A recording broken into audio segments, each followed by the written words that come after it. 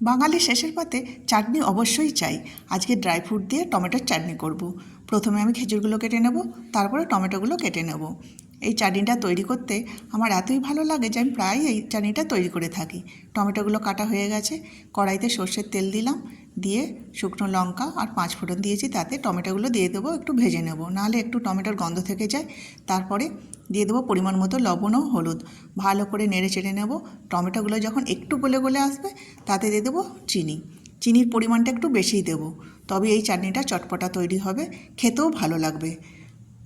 এবার চাটনিটা ফুটে উঠেছে, এবার দিয়ে দেবো ড্রাই ফ্রুট, খেজুর, কাজু, কিশমিশ। এই চাটনিটা যখন তৈরি হয়ে যাবে, ঠান্ডা করে ফ্রিজে রেখে খেলে না দারুণ লাগবে। আর একটু করে খালি পাঁপড় ভেজে নিতে হবে। শেষে আমি দিয়ে দেবো একটু লেবুর রস, চটপটা তৈরি হবে তার জন্য দিয়ে দিলাম লেবুর রস, বিট লবণ, গোলমরিচ আর একটু জিরে গুঁড়ো। তৈরি হয়ে গেছে আমার টমেটোর চাটনি। ধনেপাতা দিয়ে দেবো লাস্টে। একদম লাল টকটকে চটপটা টমেটোর চাটনি রেডি। প্রতিদিন খাবার লাস্টে এই চাটনিটা খেলে একদম মন প্রাণ জুড়িয়ে যাবে। ভালো লাগলে সাবস্ক্রাইব করবেন।